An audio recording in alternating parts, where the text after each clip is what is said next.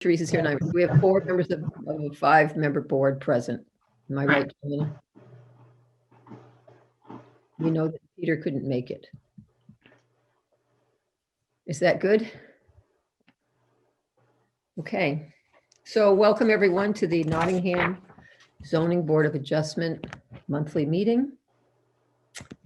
We typically only meet when we have hearings or business to attend to, and usually we do. We meet almost every month. I'd like to introduce members of the board to those of you who are present, either as participants or in the audience. Raylene Shippey-Rice, could you just wave your hand, Raylene?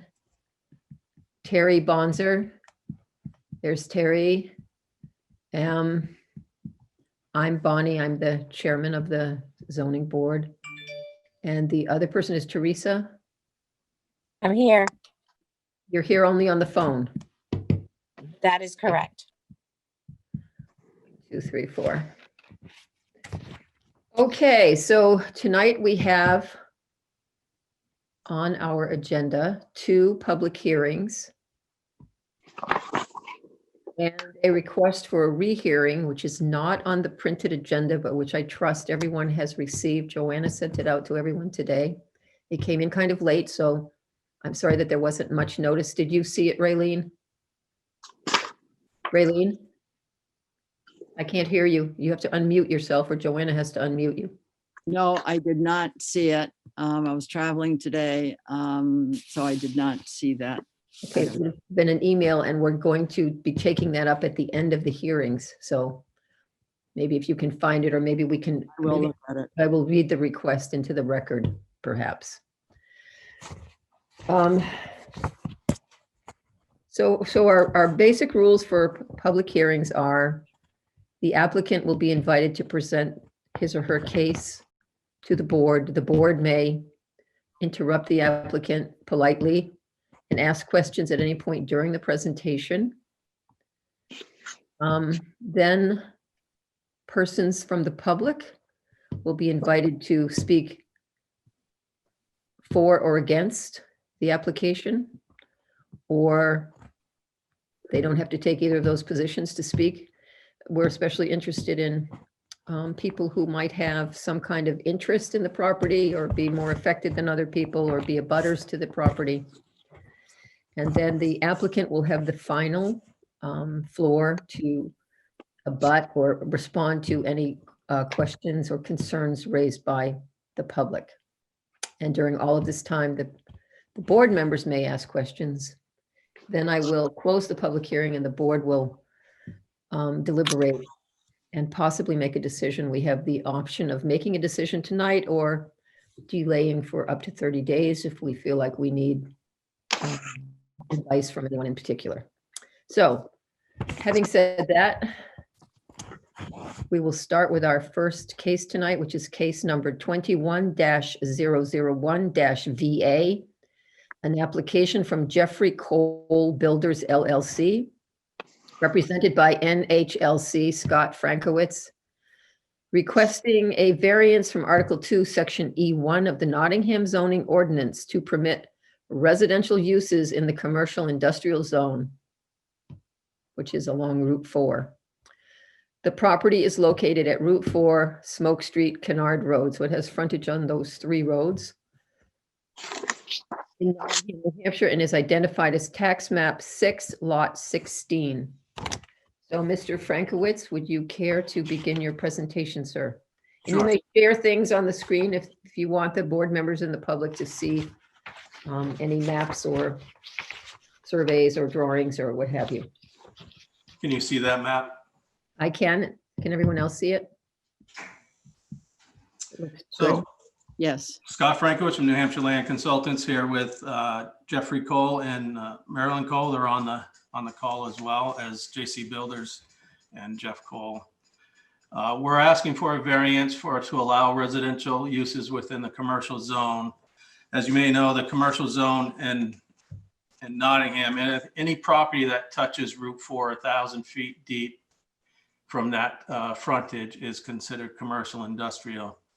So this existing parcel, and I'll bring the cursor around the current parcel. The current parcel is 30.5 acres and it goes along Route 4 for about 1,300 feet, comes down along Smoke Street for about 850 feet, and then goes along Kennard Road for about 1,850 feet. So, and I don't know if you can, I think you can see it, the line at the very bottom, that's the 1,000-foot setback from our front property line along Route 4. So it encompasses the entire piece of property. Originally, when we put this plan together, I went to the planning board last month. We were under the impression that if we subdivided off, these could be used as residential uses. We were told at the meeting that we had to get a variance for that. So what we're presenting is one lot along Route 4, and it includes all the frontage, including a little bit along Smoke Street. And then along Smoke Street will be one lot, and then along Kennard Road will be another 3 lots. And like I said, we're asking for the variance to allow residential on these 4 lots. This one will remain commercial industrial along Route 4 that will continue to have frontage on Route 4.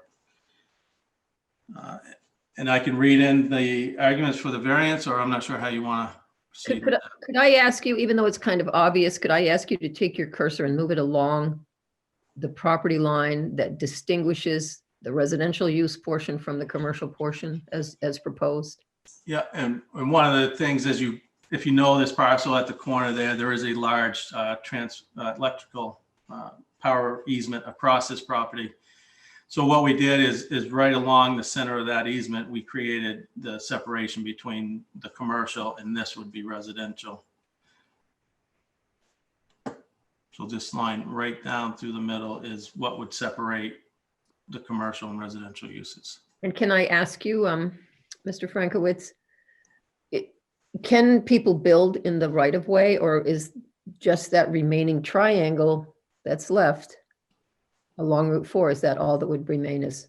Right, and this lot is 10.72 acres along Route 4. So there's a substantial amount of buildable area out there. Originally, our application had 2 lots out there. The applicants decided to consolidate and do 1 lot, which the buildable area would be where my cursor is right now. So now can I ask you, is that intended to be a residential lot off Route 4? No, it will remain commercial. Commercial, so that whole triangular shaped piece will remain commercial. Yeah, this whole piece up here that has anything that has remaining frontage on Route 4 will be a commercial industrial parcel. Thank you. Which everything else will still be, it'll just be a variance to allow residential within. And that extends back how many feet from along the east border and then very few along the west, or vice versa? Vice versa, right.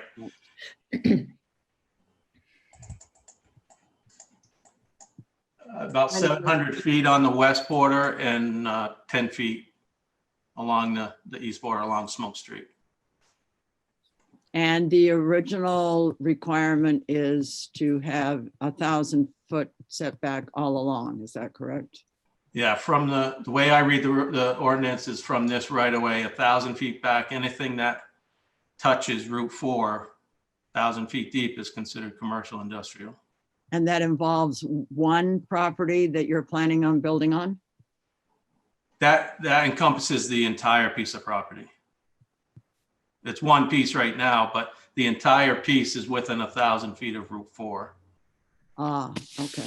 What our proposal is, this lot will have frontage on Smoke Street.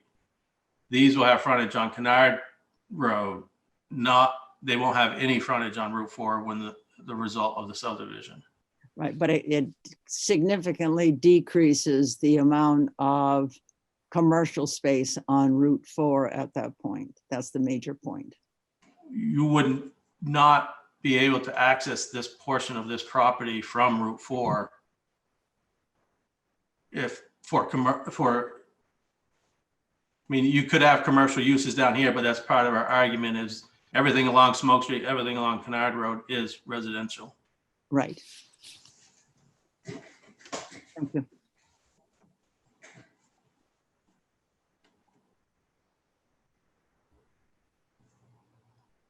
So there would be 4 residential lots and Correct. 1 commercial. Okay. I think I saw the previous map at some point. The previous one had 2 lots along here, and Right. the applicants decided to consolidate. Okay.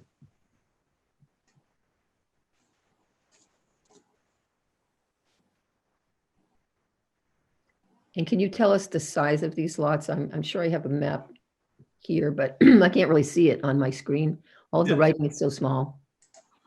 The commercial There you one is 10.72 acres with contiguous upland of over 378,000 square feet. This one that will be proposed as residential is 5.54 acres Mhm. with almost 200,000 square feet of upland soil. This one's 3.02 acres with over 105,000 square feet of upland soil. This one is 6.43 acres with 249,000 square feet of upland soil. And this one is 4.86 acres with 183,000 square feet of upland soil.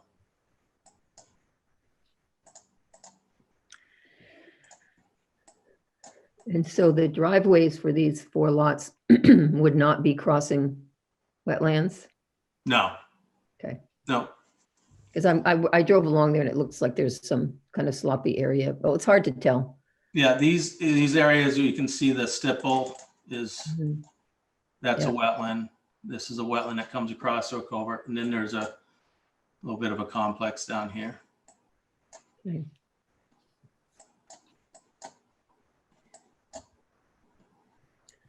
So can you also tell the board what the setback from residential lot lines, commercial development is required to be? Well, in your commercial industrial, depending on the use, if it's commercial, it's 100 foot from your property lines. And if it's industrial, I believe it's 150. Okay. In residential, these are 50-foot setbacks from the property lines. Yeah, I was just trying to get an idea of how much of this 10 acres would be taken up in setbacks, required setbacks. So Right. 150 feet is not terrible. It looks like it would be under the power lines anyway. This is the power line along there, and this is the whole buildable. There is significant wetlands in that commercial zone. Yep. So did you, Bonnie, this is Teresa. Hi, Teresa. Hi. I think for me, the biggest issue is having been on the planning board when this commercial industrial requirement of 1,000 feet from Route 4 was instituted, was because we are losing commercial industrial land on Route 4. We currently, out of 15 undeveloped parcels on Route 4, have only 5 lots that are not tied up with current use or town-owned conservation easements or owned by a particular company that has land use there. So this is taking away yet another large lot that is commercial industrial. I think we really need to be cautious about this. Yes, you can put lots off on the side street that's there, but it's still taking away a big parcel on Route 4 when we're trying to bring commercial industrial into town. That's why this zoning ordinance was put in place. But I think, but can I just say that I believe any land that's in current use can be taken out of current use. So that is not tied up forever. It's No, it isn't any more than a conservation easement is, but okay, the one current use. conservation easement is very different. It can be tied up forever, but current use, you can take it out by changing the use. You just pay a penalty for it. The owner would pay a penalty. And we only have 1 lot out of the 15 parcels that's in current use, and that's only 8.4 acres. As far as large lots go, anything more than 10 acres, we only have 5 that are available if we pull this one out, equaling only 101.6 acres. I just think we need to be going cautious with this. That was why the planning board put this ordinance in, and only last year.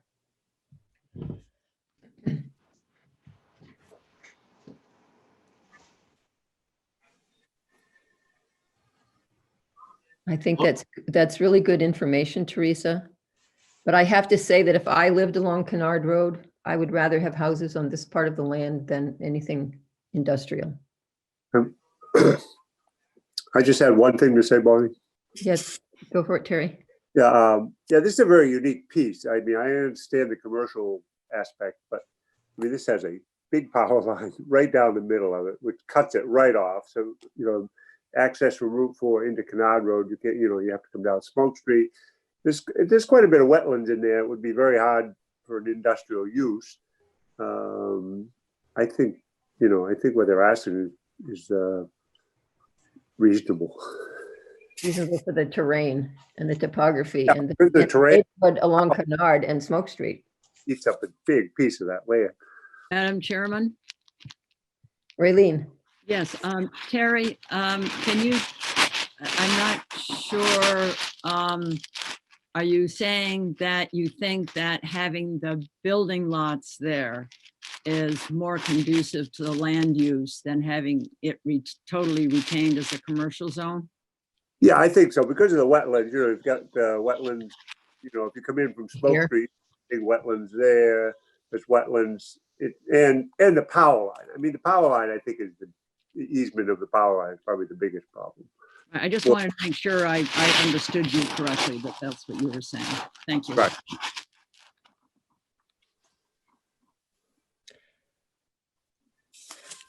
so I think the issue seems to be that if you can stay on the Route 4 side of the power line, that's a better place for commercial use than crossing the power line and getting way over here by Kennard Road, where it's a residential area.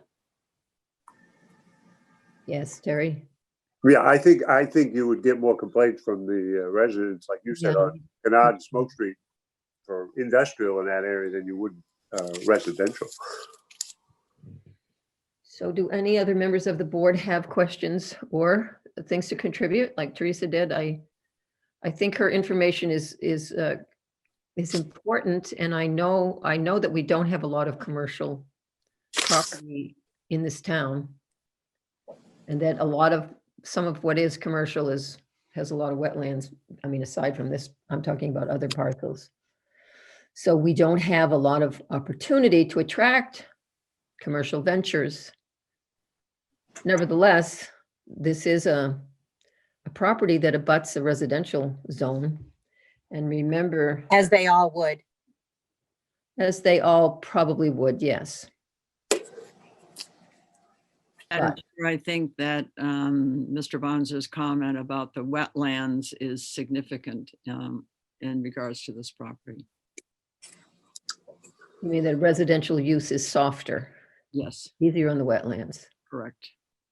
Right, and I mean, I agree with Teresa, on the commercial part, but this piece is really more unique than probably any of the other pieces we have on Route 4, because of the power line.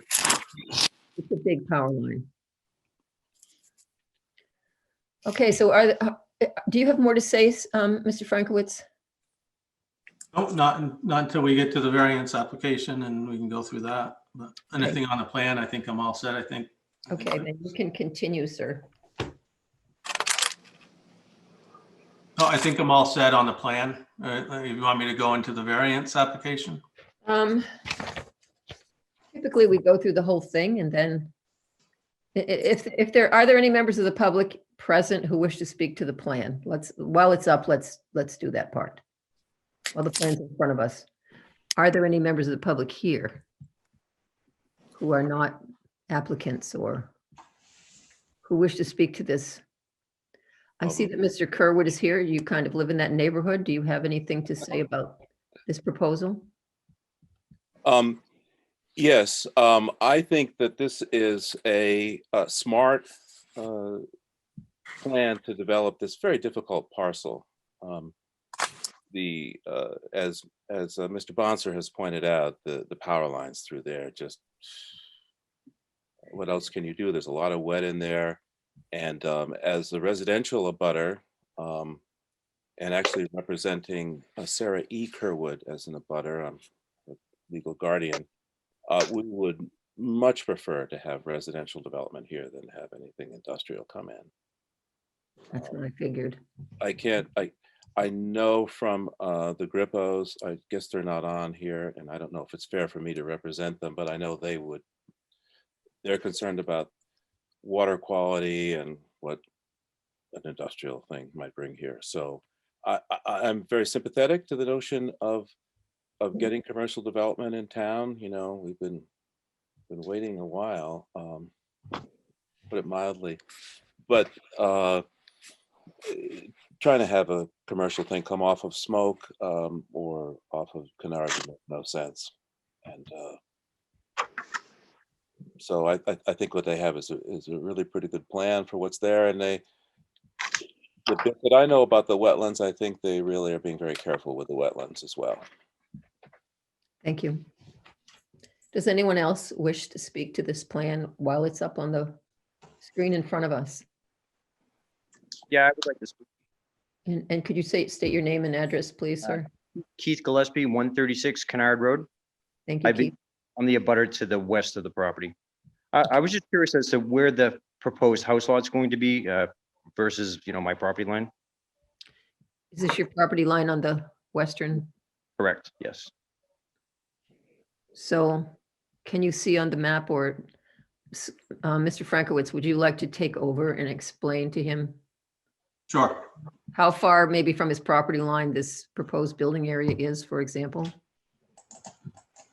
So this is your property right here. Yes. So from their property line, there's a little bit of a hump right here, but it's not usable. There's Right. no real buildable area there. Then there's a little wetland complex. And Okay. then 50 feet from that is where the buildable envelope would start. So your property is 200, 250, 400 feet from your property line would be Okay. where the closest that anything could ever be built. I gotcha. I do have another question. I'm not sure if it's related or not, but this year we've had a drought as far as I have a lot of friends that have run their wells dry. If we put in more houses in there, and what happens if we have another drought and I have to drill another well? I mean, is that something taken into consideration? Though we don't have any hydrologists present that I'm aware of. Okay. Maybe Mr. Frankowitz can speak to it, but he obviously represents the applicant. Maybe Terry could speak to it because he does a lot of site work. I know, because I used to be in the building business a long time ago with my ex-husband, that I've had a well driller tell me, you can drill here and you can drill 20 feet away and get a completely different. Okay, thing. that was my question. I don't know anything about it, so. But I think it's too complicated for us to be able to answer reliably, but would you speak to that, Mr. Frankowitz? Sure. One of the requirements is state subdivision approval. One of these lots needs to go through that because it's just under 5 acres. The rest of them are over 5 acres. So the density here is really light compared to most, I mean, we could go down to 2 acres in town, but because of the complexity of the property, they're large lots with only 4 homes. So that there's no guarantee, but I don't believe these 4 wells will affect your well, but there's obviously no guarantee on that. Okay, I just wasn't sure if I need kind of recourse if something like that did occur. I think, can I also say that the lot next to you, Mr. Gillespie, is that your name? Sorry. Yes. Is the smaller lot, is that not correct, Mr. Frankowitz? I can't see it again because it's too small, but is Yes, that the one that would be more scrutinized than the rest of them? yes, that one's 4.86. So it's just under the 5 acre requirement for state subdivision. Okay, like I said, I was just curious. We had a pretty unique year this year or last year, so just something I was thinking about. Yeah. All right, I'm done with questions. Thank you. Okay, you're welcome. Thank you. Does anyone else wish to ask questions or comment? There being no takers, I'm going to ask Mr. Frankowitz to continue with his presentation.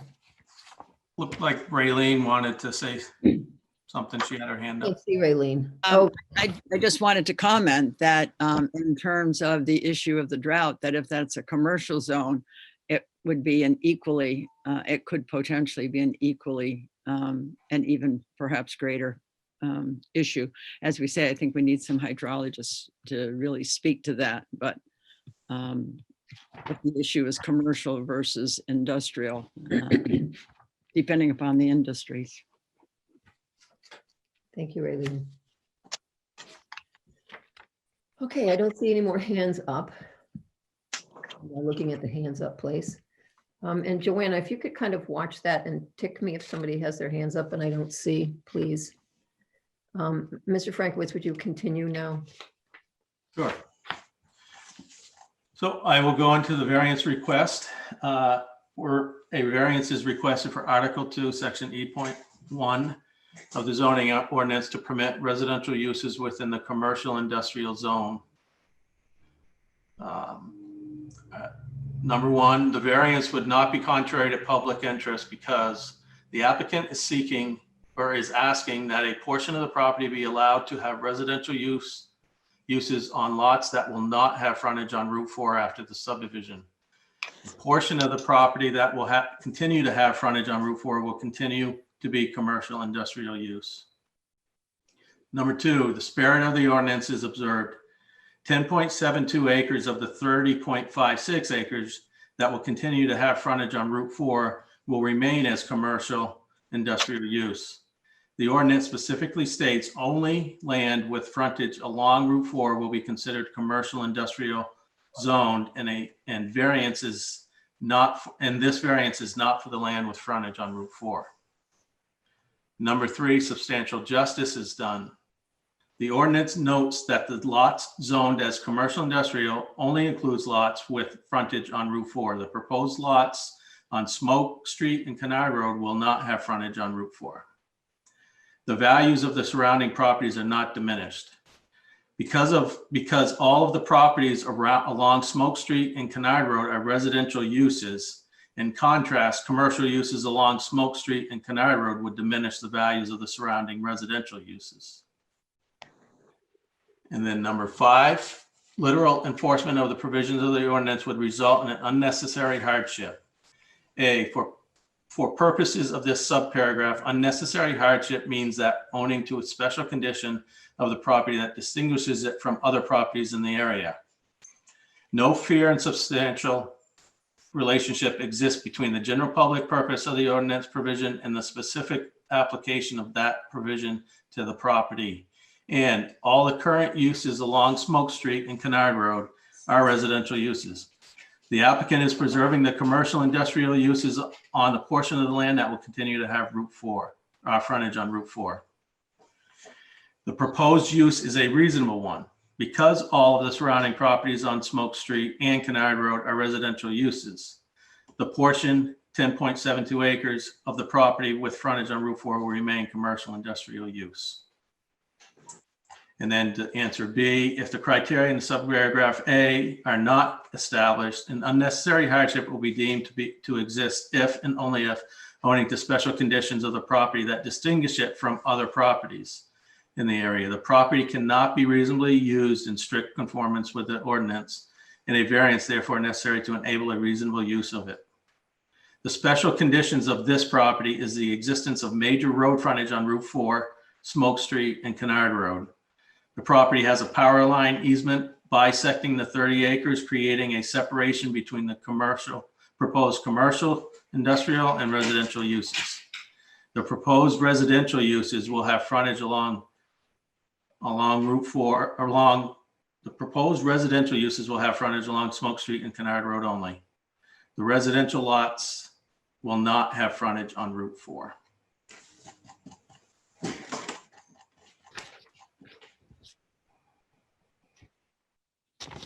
Excuse me, Mr. Frankowitz, I see that Raylene has her hand up.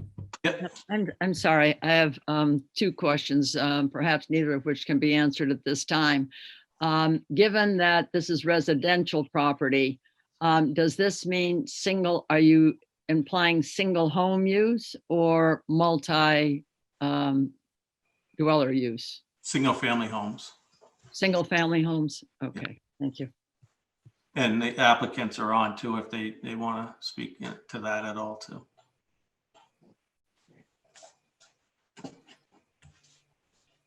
Guess not.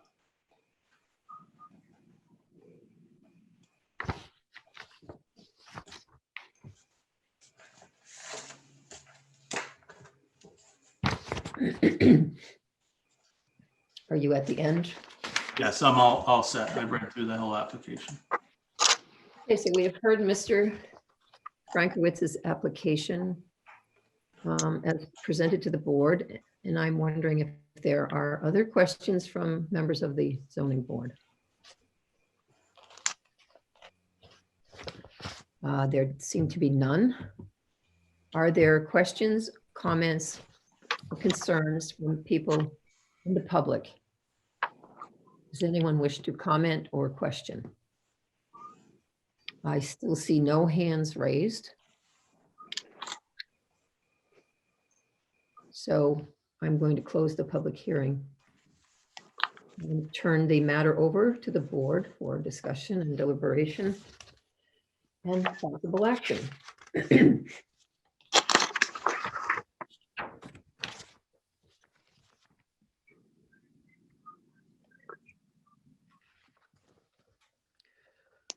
So we seem to have two abutters here this evening, neither of whom seem to have any strong issues with this proposal. I will note that the abutter to the left, to the west, it must be, has a concern about as well, but that's an issue that can't be answered. I don't know that anyone can answer it, but it's unlikely that if he has a good well, that it would be impacted by the wells in this particular subdivision. Unlikely, but not impossible. Does anyone else wish to comment? Okay, there being no further comment, and the board having had all of its questions answered, I will entertain a motion from the board member, from a member of the board. And I would like the motion to include that it's these 4 lots as proposed with no frontage on Route 4 and frontage on Smoke Street and Kennard or Kennard.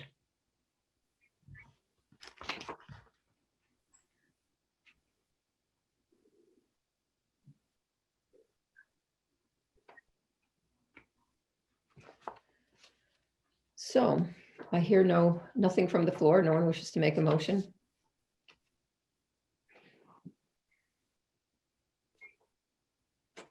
Then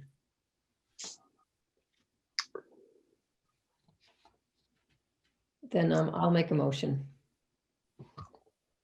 So I move that we approve case number 21-001-VA, application from Jeffrey Cole Builders LLC, represented by NHLC, requesting a variance from Article 2, Section E.1 of the Nottingham zoning ordinance to permit residential uses in the commercial industrial zone.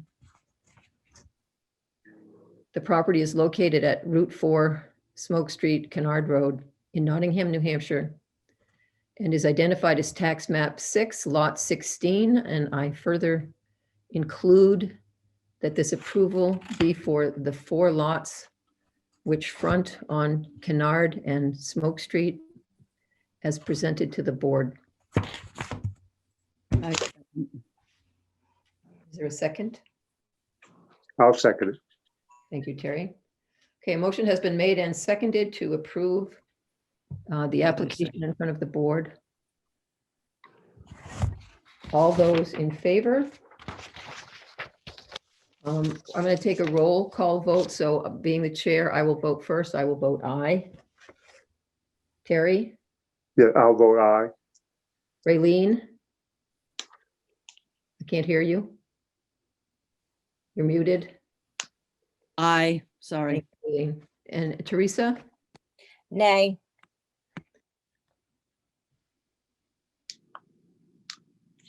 So there are 3 votes in favor and 1 in opposition. Is that correct, Joanna?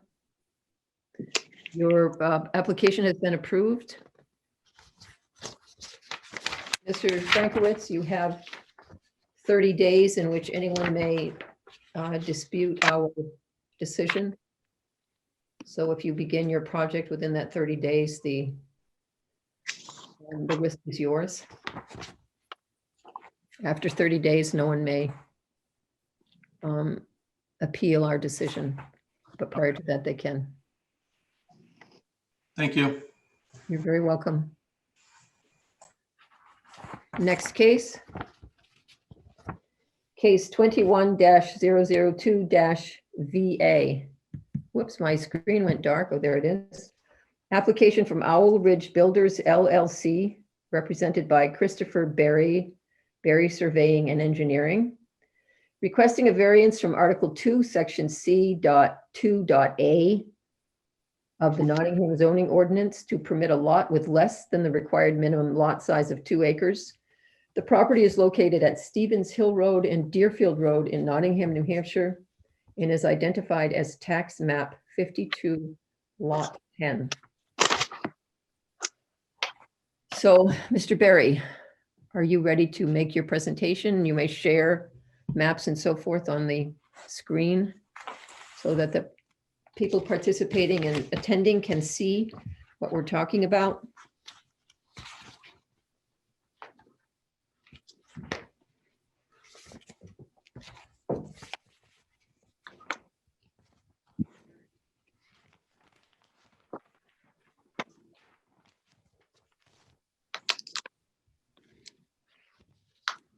Mr. Berry, you're muted.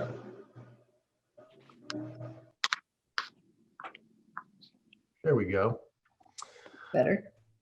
All right, so I'll start over.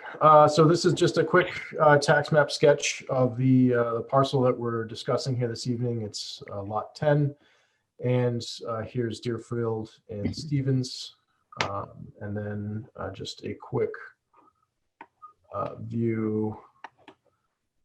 We'll just go right to the plan.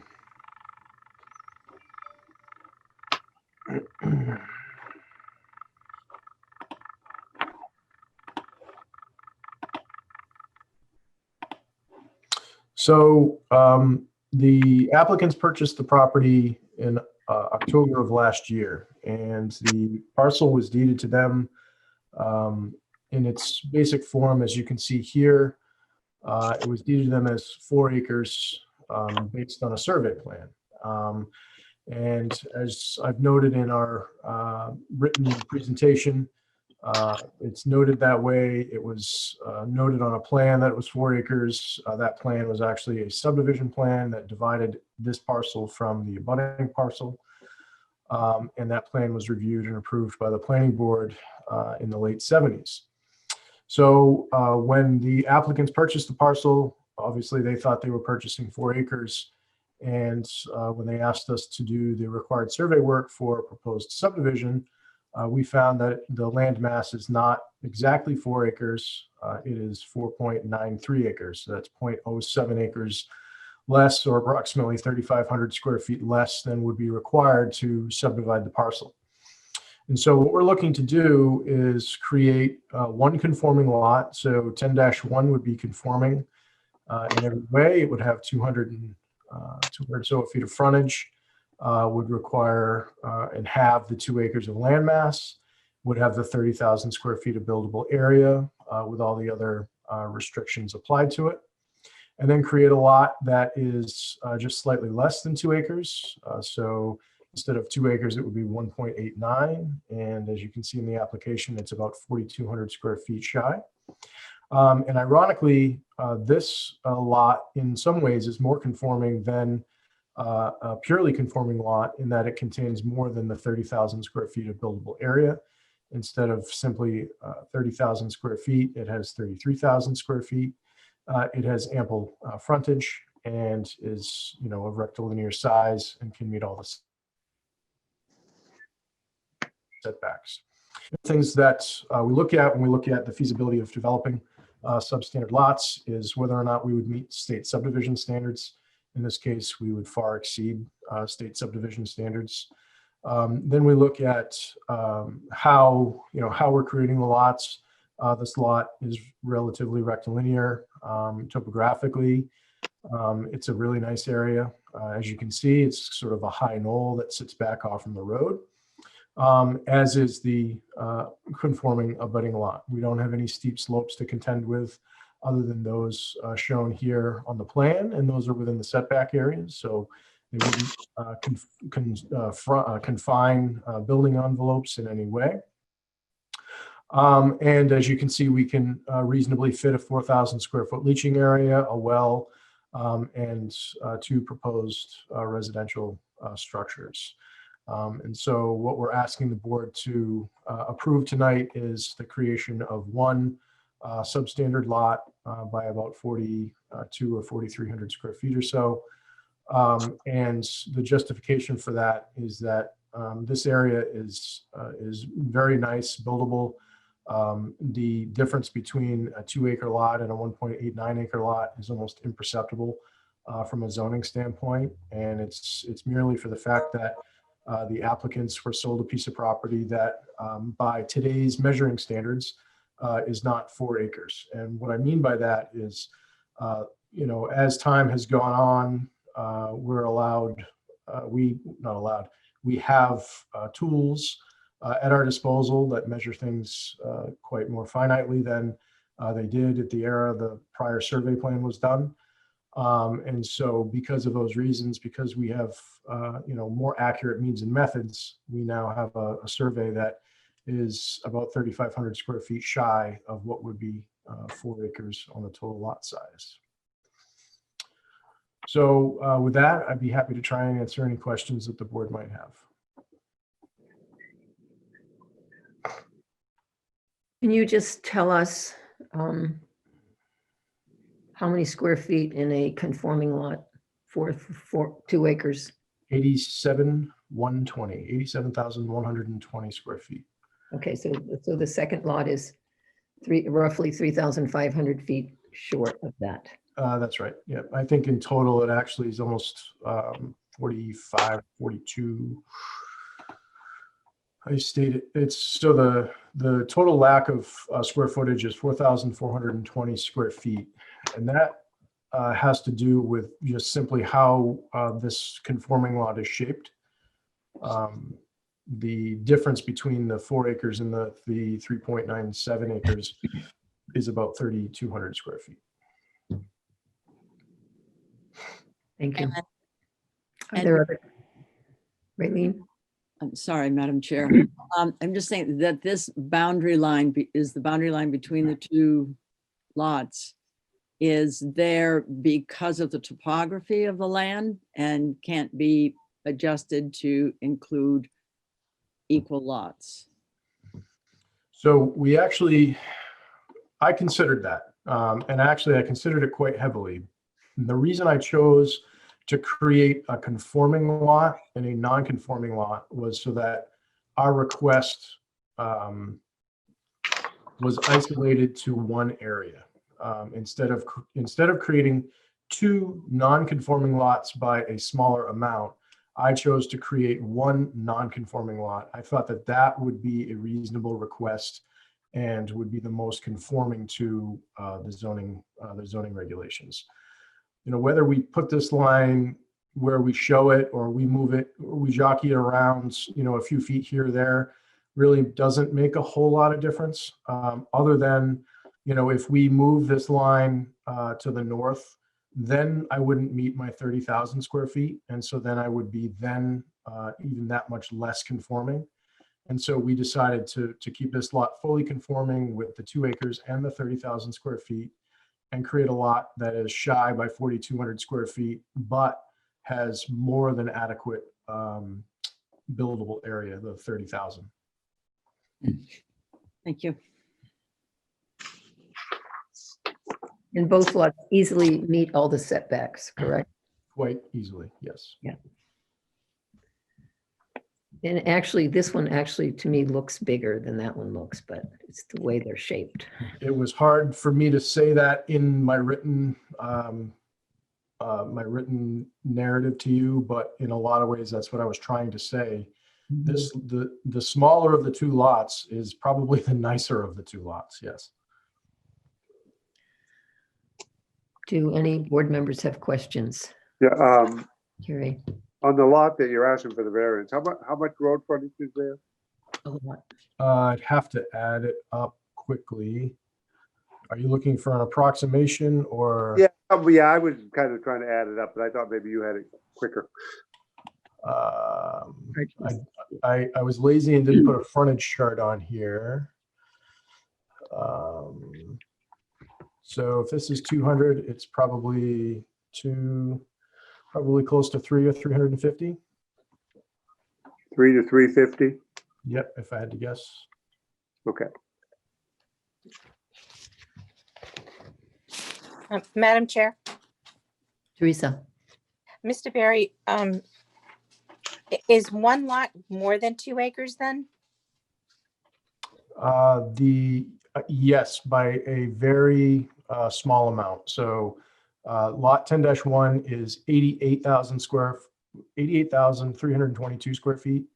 So that is about 1,300 square feet larger. And that has to do with creating that 30,000 square feet of buildable area. So I'm sorry but if I'm misunderstanding. If the lot that you are making that is non-conforming is actually a nicer lot, why would you not make that the 2-acre lot and the other lot have it be the 1.93 or whatever it is, 1.93 acres, and have it not be quite so non-conforming? I'm having a hard time with making a lot non-conforming to begin with and making it more non-conforming. Even though it meets everything, it's still non-conforming. So then they have all of these other regulations to go by because they're a non-conforming lot whenever these people want to do things with their land. I'm not sure I followed all of that.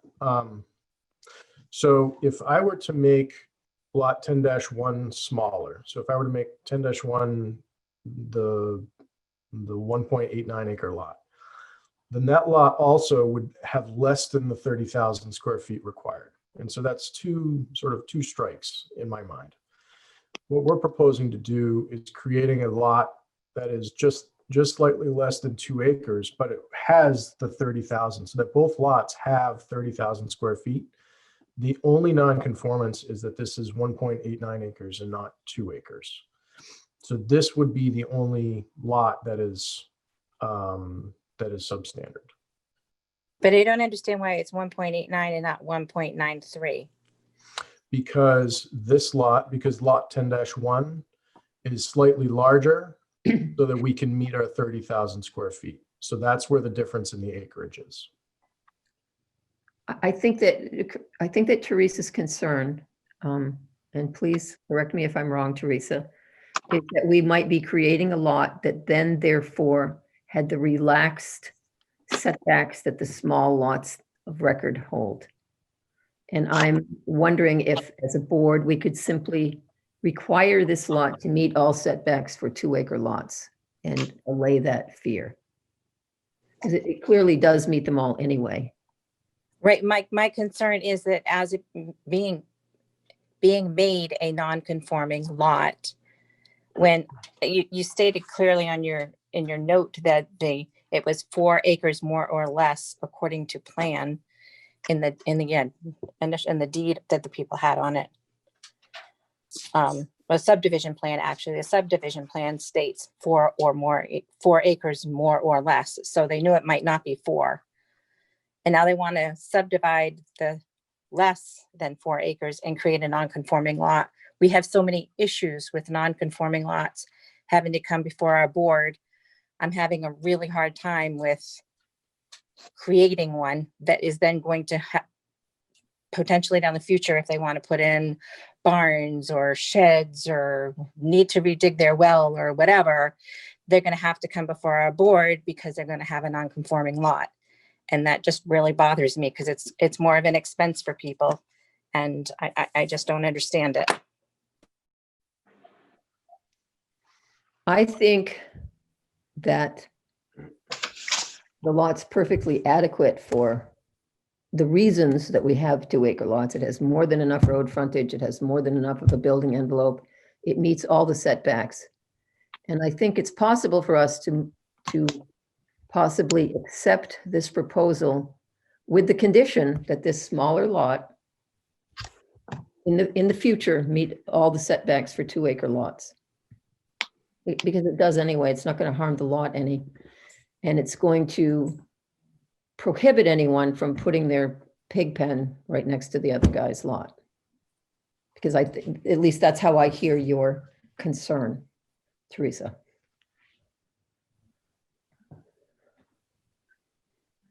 Not Yeah. necessarily for pigs, because I don't have an issue with them. I have I don't mean a couple pigs. of mine every year, but literally for putting in, I don't care, a fence, a shed, a barn, a garage, whatever. I mean, we see non-conforming lots come before this board all the time. Mostly they're on the lake. I agree. They're but teeny. But some of them are still, what are we doing? We're 1 point, it's 1 point something. So we're still doing a 1.89 or whatever you said it was acre lot. That is not, the lake ones are smaller. I'll give you that, but it's still a non-conforming lot. And We can add the condition that it meet all requirements of a 2-acre lot.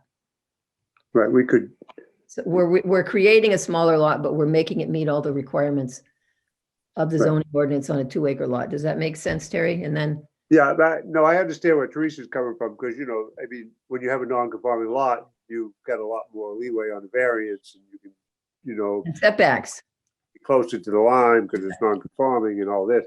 But I think we could also put in the stipulation, you know, that this non-conforming is only for the subdivision purpose and not for anything else, you know, for setbacks or anything, you know. Right, I agree with you. Raylene, In regards to that, just for clarification, is that become a forever thing, or is that something that we state now, but in 3 years, zoning board could revert that and say, well, that was then, this is now, we now have a different set of standards? Or is that in perpetuity? I think generally they're in perpetuity. Can someone ever argue against them? I can't answer that. You know, what's going to happen in the future? We You know, would, the whole world changes every year. No, but I mean, when we make it with the understanding and Those stipulations are not, they don't have a timeline. They're forever. Madam Chair, if I may, we would propose that it be a condition of the plan, so it'd be a matter of record. And also, by doing that and showing these setbacks, I think it's clear the intent is there.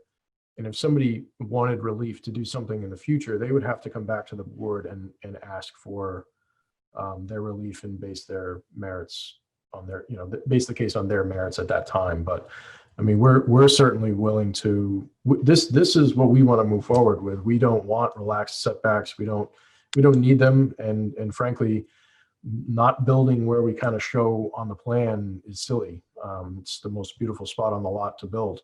So we would be happy to condition the plan that would ultimately move to the planning board and then to the registry of deeds, and even noted in the deed, if you'd like, that the zoning board does not consider this a non-conforming lot for the purposes of zoning. I think that would solve our fears.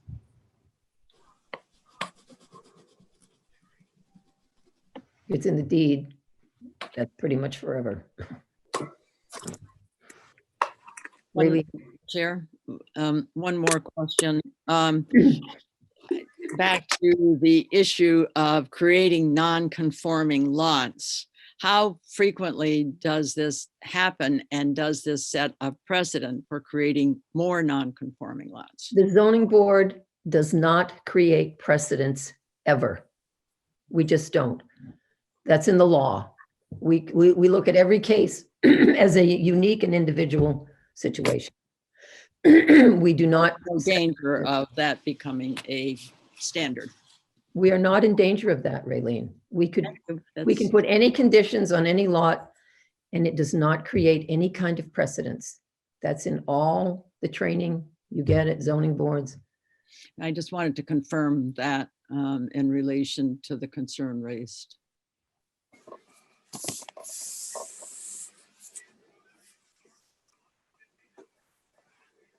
Raylene, my concern wasn't that we were going to be making more non-conforming lots.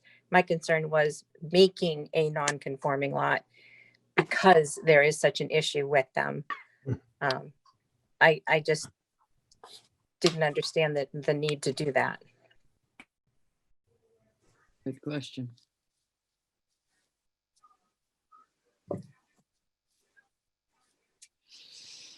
Are there other questions? So you're at the end of your map part of the presentation, Mr. Barry? I'm going to ask now for if there are members of the public who wish to ask questions, if you just keep the map up for a little bit. Does anybody from the public or any abutters or any members of the public who are here have any questions or concerns to raise at this time? And I can't see the hands raised. Let me see. I don't see any hands raised, but I can't see this whole thing either. I think we have no hands raised. Okay. So Mr. Barry, you may proceed with your presentation, sir.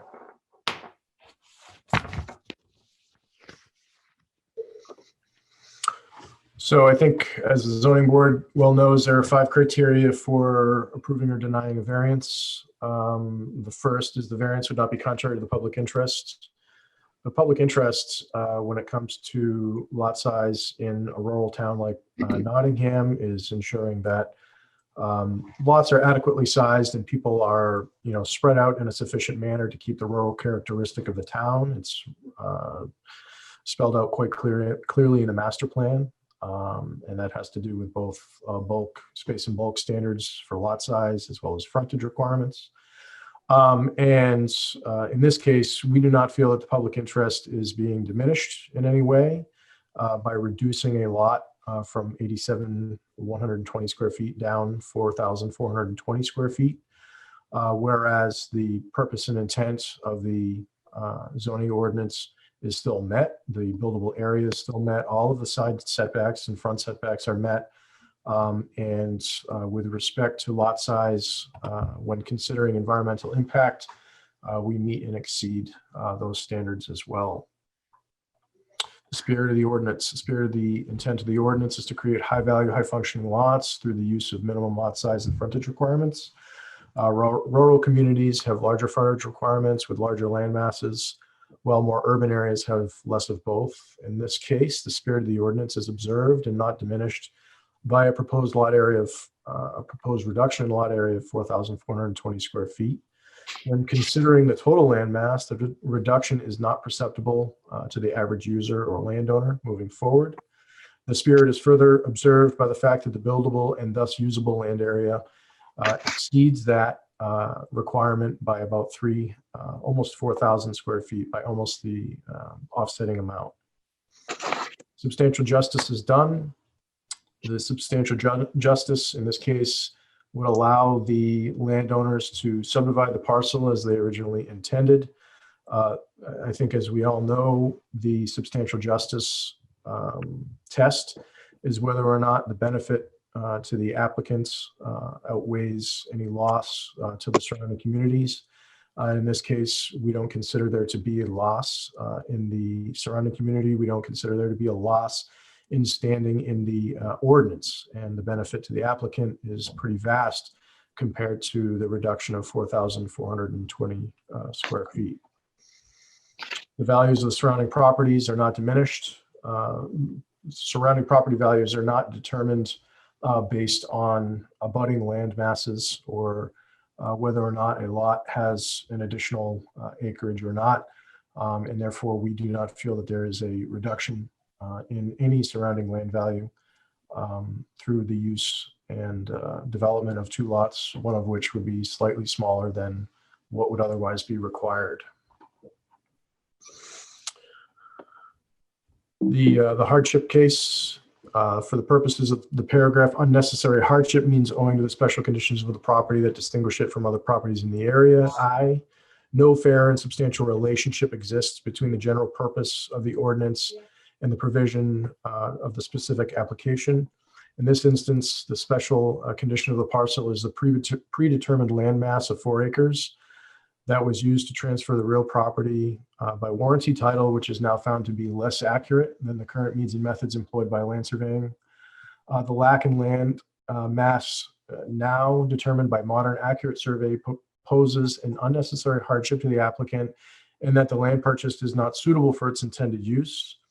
There is no fair and substantial relationship between the public purposes of creating a lot of 2 acres in size in an instance where the proposed lot is capable of adhering to the intent of the ordinance while still lacking the 4,420 square feet in land area. And the abundance of the building envelope, which speaks directly to the ability for compliance with the ordinance and the master plan as a whole. And the proposed use is a reasonable one. The proposed use is a reasonable one due to the total land area that we're proposing on this lot. So we're not asking that you create a lot that's a 1/4 acre size. We're not asking for anything substantially less than the required amount. And therefore, we feel that this is a reasonable use of the land.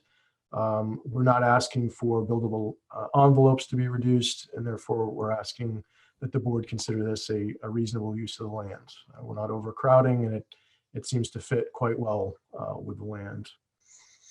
And then B, the special condition of the parcel is that it was transferred to the owner after being historically surveyed in a manner that was less accurately than now surveyed by modern subdivision standards, and was only slightly less than 4 acres. And this creates the unnecessary hardship to the applicant, whereas the property cannot be enjoyed to the fullest use in strict conformance with the ordinance. Are there any questions? Assuming you're done, Mr. Berry, Yes, Madam Chair. that's to the end of your presentation. Does anyone have questions?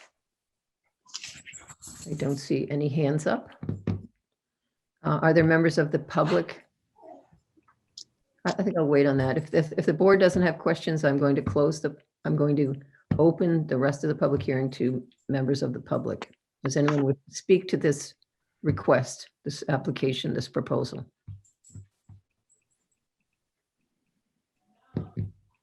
I see no one. So I'm therefore going to close the public hearing and open the application up to the board for discussion, deliberation.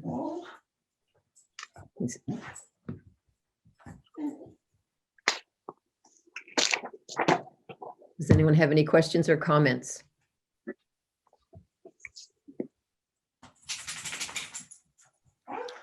So there being none, I'm going to ask for a motion, but before I do that, Mr. Berry, we do not have a full board tonight.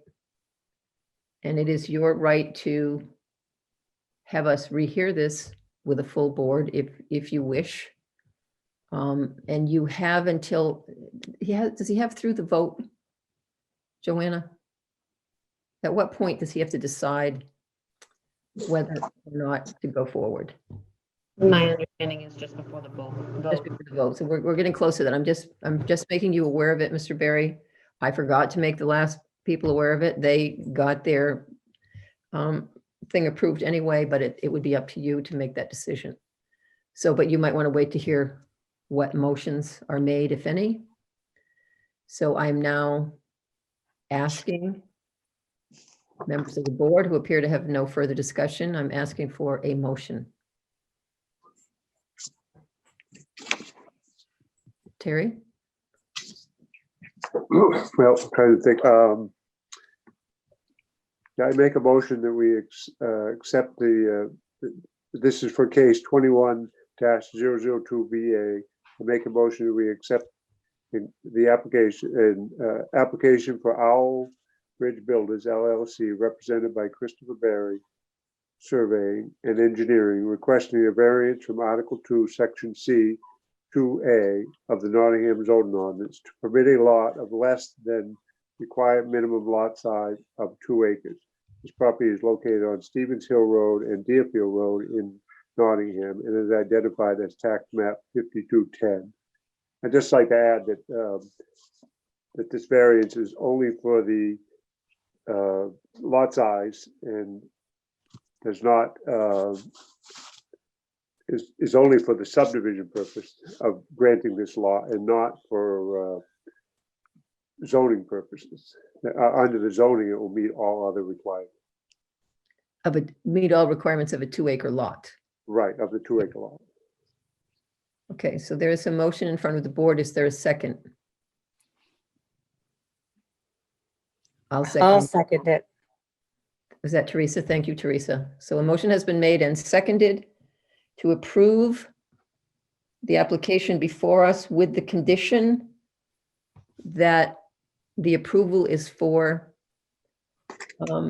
a release from the required 2 acres, but that all other requirements of a 2-acre lot be met.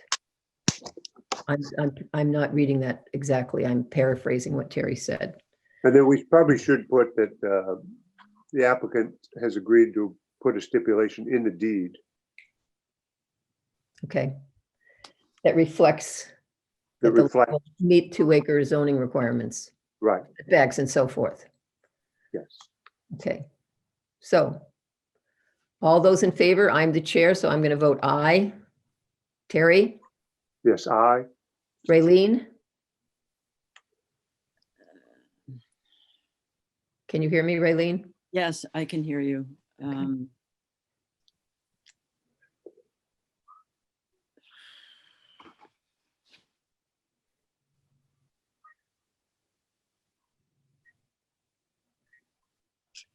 Nay. Teresa? Aye. So there are 3 ayes and 1 nay. So the motion has carried. Mr. Berry, your application has been approved. Thank you very much for the board's consideration tonight. You're welcome. Thank you for coming before us. Okay, now we have at least one more issue before the board tonight, but I'm going to call for a 5-minute recess. If you can see over my right shoulder here, I have a hungry cat who's going to drive me crazy if I don't run out to the kitchen and give him something. And all of you can get a glass of water or do something for 5 minutes, and we'll come back at 8:15.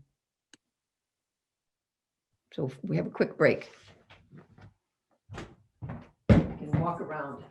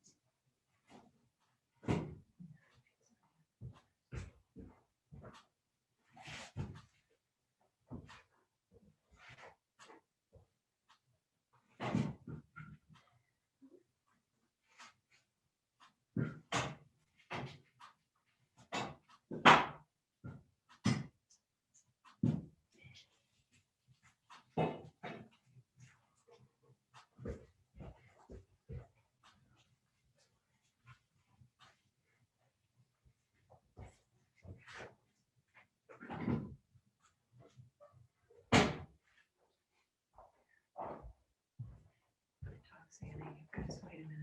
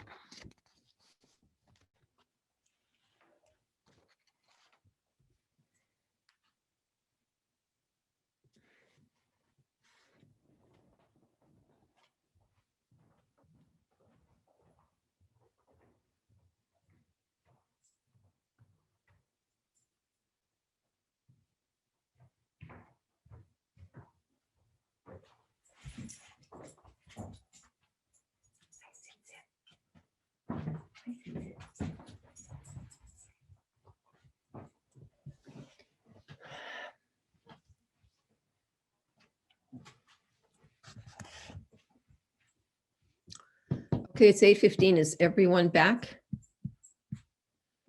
I'm here.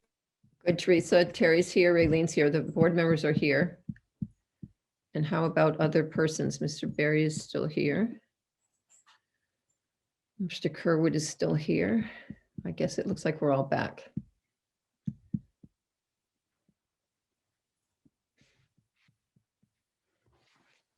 Okay. Excuse me a second here while I find I think that I'm going to insert our next matter, which is not on the written agenda, but I believe all of you received a communication from Joanna today with a request for a rehearing on the DeBerto subdivision, to which we granted a variance at our last board meeting in December. So I don't know what, other than that, do we just have minutes tonight, Joanna? Okay, that's what I thought. So we have all received a letter from Mr. Kerwood. Raylene had not seen it, so I'm going to read it into the record. It's dated January 15th, 2021. Delivered by hand and email to the zoning board clerk. Request for rehearing on case 20-014-VA. Application from Robert DeBerto requesting a variance from Article 3, Section B.4 of the Nottingham zoning ordinance to permit filling 6,717 square feet of a PF01/4EG wetland as part of the road construction for a proposed subdivision.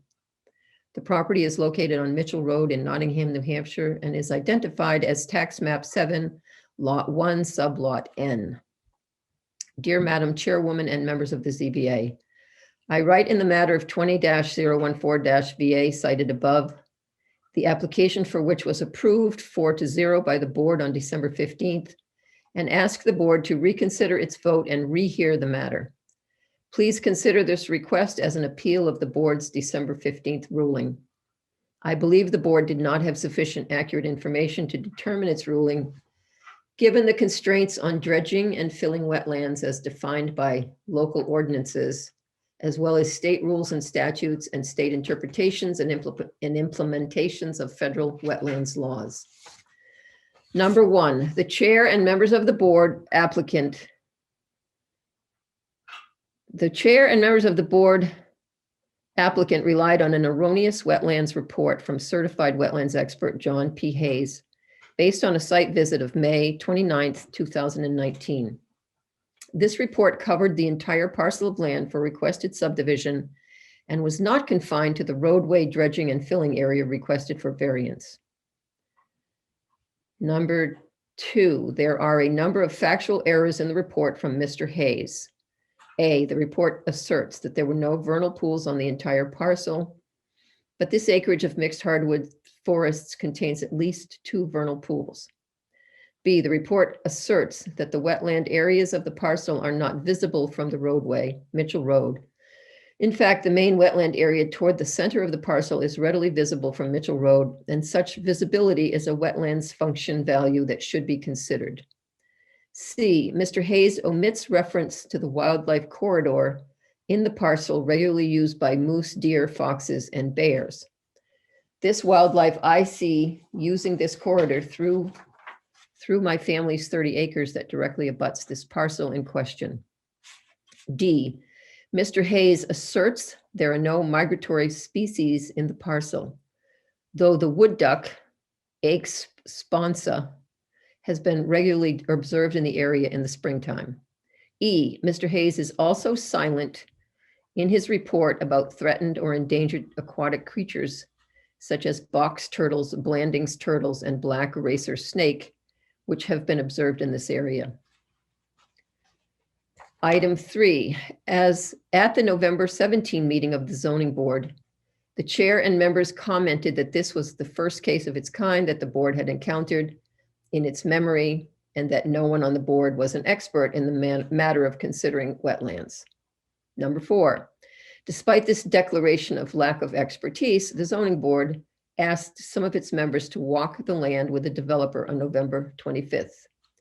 After that walk, the board declared at the December 15th hearing that they could see no problem.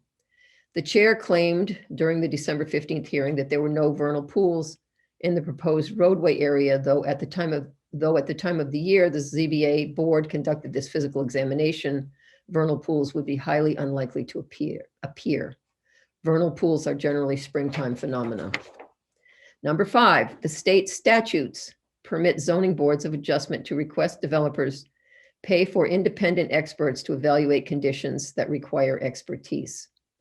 The Nottingham Zoning Board of Adjustment should hire an independent wetlands expert at a reasonable cost to be paid by the applicant to properly inform the board, as wetlands are key valuable assets with general public purpose. Number 6, the applicant failed to present a hardship deserving a variance that overrides the public interest. The applicant asserts that without a variance to allow dredging and filling, a smaller number of lots would be permitted on the parcel than the applicant wishes to develop, and claims this is a hardship. As presented at the November 17th hearing, this would mean 11 out of 14 proposed house lots could be permitted, as without roads crossing the wetlands, 3 other lots could not be accessed. Perhaps a fewer number of lots would affect the profitability of the project, but less profit is not a hardship in view of the interest the greater public has in wetlands and their value to the town of Nottingham. So that's the end of the 6 points that Mr. Kerwood is raising. And his final paragraph is, my request is simple, given the factual errors in the wetlands expert report presented by the applicant and the lack of expertise by the board itself, please hire an independent expert to survey the wetlands of the parcel and evaluate the claims of the applicant. This way, the board can make an informed vote at a rehearing in the future. Respectfully submitted, Stephen T. Kerwood. So that is a request before the board. We can either decide to rehear it, not decide to rehear it, or we can decide to make the decision in 30 days. At least that is my understanding of our options. And I would like to hear members of the board speak to this request. And maybe I should ask Mr. Kerwood to speak first. So why don't you all hold off? Mr. Kerwood, are you present? Yes. Would you care to speak to your application further than the letter from you, which I read to the board? I would not. Okay.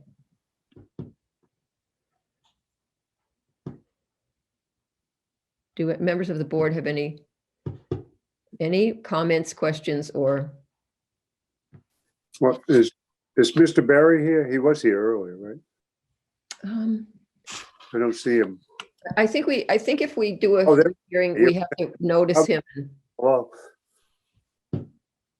I would like to hear from Mr. Barry myself. Mr. Barry, are you?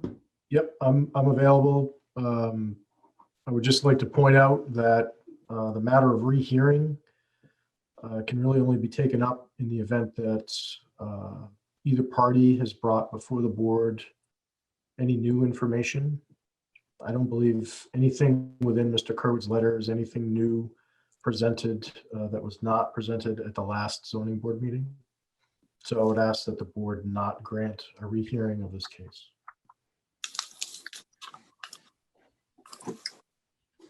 Yeah, I had one question for Mr. Barry. On the areas that we granted the variance on, for the filling, did you receive your approval from DES yet on those areas? We have not. We're still finalizing things with Fish and Game. And DES won't issue a permit until Fish and Game has completed their review. Okay, so that's a.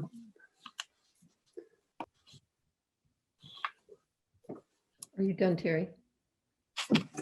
Yeah, well, I just had one other thing. I assume, the areas we looked at, I mean, this was originally they had proposed 2 cul-de-sacs.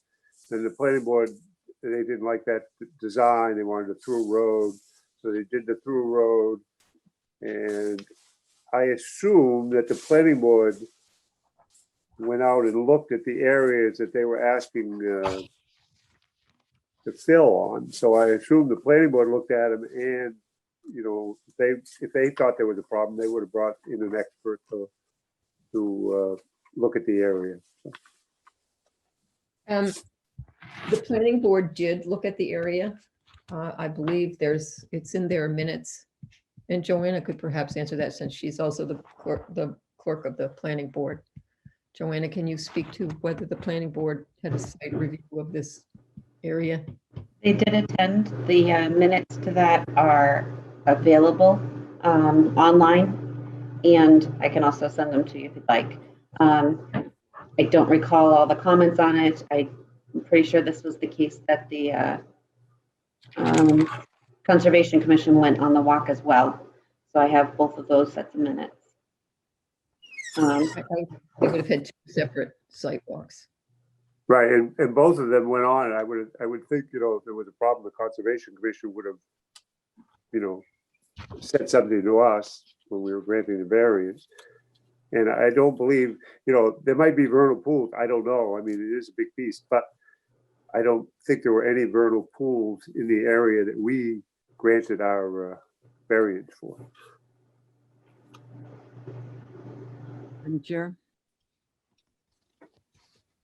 Yeah, I'm all done. Oh, sorry, I thought, Eileen? sorry, Terry, I thought you were. Oh, no problem. It's Go okay. ahead. The Fish and Game would look at some of those issues raised by Mr. Kerwood in terms of Oops. endangered species, correct?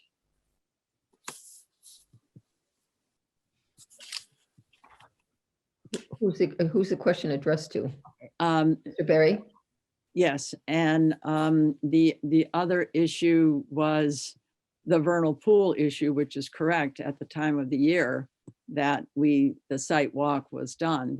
vernal pools would not be in evidence. And I think that was the same time of the year that the Nottingham Conservation Commission, do we have a date of when those walks were taken? If you can wait a minute and I can figure out how to get to the rest of my screen. I think that'll get me there. I can maybe look it up if you'll hold on a second.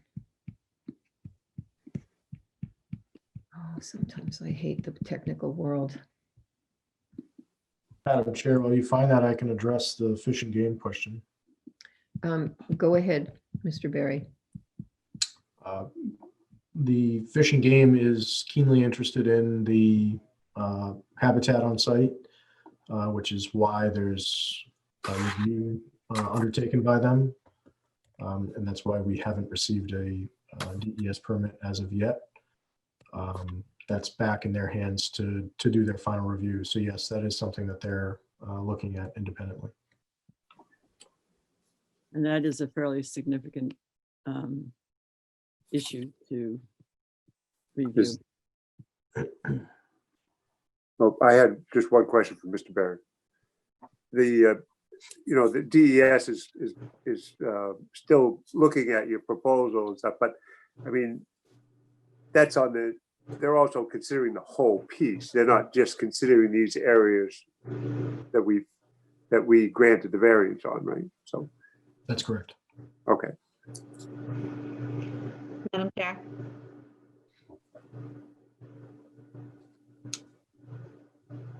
Bonnie, I'm still, did you find it? I just found it. You'll hold, did you find it, Joanna? June 30th. That was the site walk by, Concom. or the minutes date. That was the sidewalk date. Okay, so I'm sorry I can't see you all looking around for these other things, but I do have a letter from the Nottingham Conservation Commission to the Nottingham Planning Board. I believe it was subsequent to the Conservation Commission's site walk. And I'd kind of like to read that for the board members. Read case number 29-003-SUB, that's the planning board's number. Application for a 14 lot subdivision on Mitchell Road from Robert DeBerto, tax map 7, lot 1N. The Conservation Commission held a meeting at the municipal building in conference room 1. These are minutes, by the way, on Monday, June 8th at 7 p.m. 5 members were physically present. None was participating electronically. Guest was Mr. Christopher Berry of Berry Surveying and Engineering, representing the applicant. Mr. Berry distributed plans to all attendees for the proposed project. The 49-page, 17-inch by 11-inch document package illustrated the design of the subdivision along Mitchell Road and surrounding features. Appended were 4 smaller pages showing the details of the culverts and site photos. Of particular interest to the commission were the locations and designs of 2 wetland crossings, connectivity of these wetlands to the area wetland complex, and the designs and details for rainwater mitigation features, with special attention to the Natural Heritage Bureau's report of protected animal species in the area. And I think that is one topic that was not part of our presentation at the hearing. Additionally, members were interested in the steep slopes on the site and the roughness of the paved road surface within the subdivision. Larger size stone within the paving mix provides a rougher surface for snakes, turtles, and amphibians to push against as they cross roads. If the surface is too smooth, snakes are stranded while attempting to cross. Mr. Berry gave a detailed presentation with recommendations from New Hampshire Fish and Game. Wetland crossing number 1, the larger of the 2, will be a 3 foot by 4 foot box design buried 1 foot to allow the base to naturalize. Crossing number 2 will be a partially sunken circular culvert that will also naturalize with the wetland complex. Natural fiber erosion barriers will be installed during construction and will eventually disintegrate into the landscape.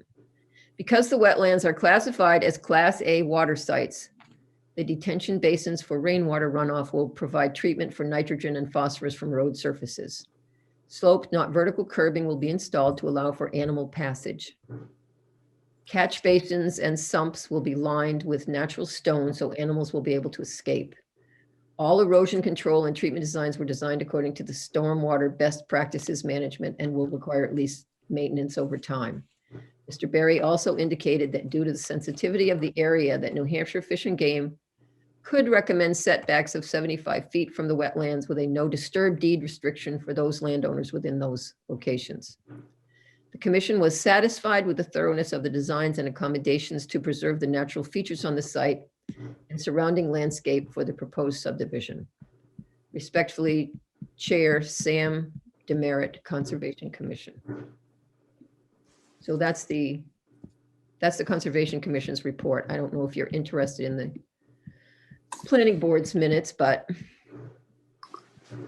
those at least address some of the concern for wildlife, which appear to be one of Mr. Kerwood's main concerns.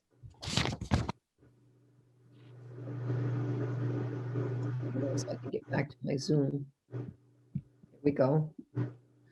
So having said that, I will also say that I spoke with Fish and Game today. This is the first day we could ask questions since this application came in, or this request came in Friday afternoon, and then it was the weekend and the holiday, and today's really the first business day. So I feel kind of crunched up in terms of trying to examine the request and find out any additional information. And I am wondering how members of the board feel about this request or how you're thinking about it. And I personally would be open to postponing making a decision on it for 30 days so that we could read things like the documents from the planning board that were not presented at our hearing. And the Fish and Game people did tell me that, yes, they have documented endangered and threatened species within that, not within that exact, necessarily within that 40 acres or 30 acres, whatever it is, but within, at least within a mile of that site. And that it has the habitat that would, be favorable for some of these endangered and threatened species such as the Blanding's turtle, the box turtle. I think Mr. Kerwood mentioned 3 in his letter, the black racer, the box turtle, and the Blanding's turtle, when in fact they have documentation on the spotted turtle, which is threatened, the Blanding's turtle, which is endangered, and a snake called the smooth green snake, which I believe is also threatened, but the woman that I spoke with is really wondering if it is not in fact endangered, because people hardly ever see them anymore. When I was a child, we used to see them all the time, the little grass snakes, we called them. But anyway, those were my findings today, and I honestly was totally overwhelmed between that and a bunch of moderator stuff that's going on about deliberative sessions and phone calls about that. I don't feel as if I had time to fully investigate whatever documentation might exist out there or other information that might or might not make it worth rehearing the case. But I'd like to hear from the other members of the board about your thoughts on the question. We could either decide to hear it or not rehear it tonight. We could decide to postpone the decision on hearing or rehearing, or we could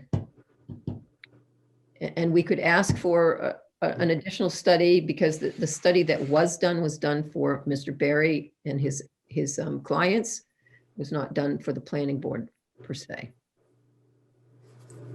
And I don't know that anyone can discover if there are vernal pools until April or May, but do any of you have anything to add or say? Sure.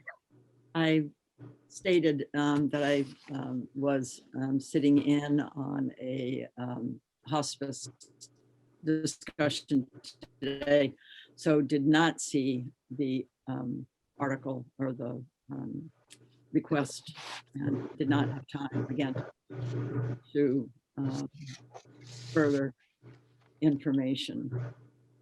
You would like the time for further information?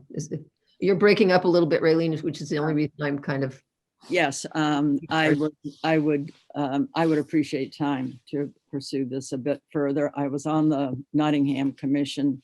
I did not do the site walk, but I did hear the presentation regarding, but I think that that covers some of the concerns that were raised, but not all of them. Terry, do you have any further comment? Well, the only thing, I mean, it was 4-0 the vote, right? But I don't think Raylene participated. I think she was at a meeting or something. She had to leave us. I She think it was Kevin and Teresa and you and me. So I think those you're right. board members probably should be. I think Well, I Four. already asked that question. I already asked that question, and I was advised that any sitting member of the board can help determine whether we hear or rehear. It doesn't have to be the people who sat on the case. Okay, but should Kevin be back in on it at least? Or? Well, he was invited here tonight. If he didn't Right. come, Last minute thing, so. yeah, so it was a last minute thing, probably, yes. Joanna heard from Peter that he wasn't going to be able to make it and probably invited Kevin today, and she said she didn't hear from him at least. Did you hear from him at all, Joanna? I heard from him a few minutes ago and he just got home, so he apologizes. He works late often. If we put it off for a month, he could possibly participate also. If he comes to the next hearing, which if there's an opening, it sounded like maybe Peter was, I don't know, he didn't say he wasn't going to come to the next one, but. Teresa, do you have anything to say about this? My only comment is I feel like we heard plenty with the 2 times that we discussed this, and I don't feel my vote would change. If we reheard it, you mean? Did you hear what I said? I did. I'm not in favor of rehearing. Okay. So there we have it. So I think it would be probably appropriate at this time unless, Mr. Kerward, if you wanted to speak again, I offer you the opportunity. If you would raise your hand if you wish to. I appreciate the offer of the opportunity. I think procedurally, my request is for a rehearing. In my view, this is not a rehearing of the matter. I don't think I should be adding anything to the discussion. I'd like to have, my request is for a proper rehearing. Okay, I just wanted to, I was only asking you for information about your request. If there were any further details that weren't brought out or that were misrepresented. But I hear you. So I think it's appropriate to have a motion at this point. Well, I will move that we do have a rehearing, that we consider the letter in greater detail and see if there's any additional information that needs to be added. Or reviewed, not added, reviewed. Is there a second? I'll second the motion. Oh, Terry, were you going to? No. Okay, just the green thing comes around you, so probably you touched a piece of paper that made a noise. Okay, there's a motion on the floor to rehear the case and to do it in 30 days. Did you say that, Raylene? We can't do it tonight. It could not possibly be tonight. No, I did not say that, but I will, I can't amend, I don't need to amend the motion, but I will add that to the motion. Okay, it'd be in 30 days. Correct. So there's a motion on the floor to rehear the case in 30 days and to use that time to investigate some other documentation about it.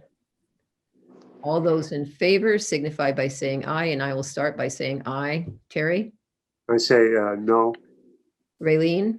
Aye. Aye. Aye, and Teresa? Nay. So we have a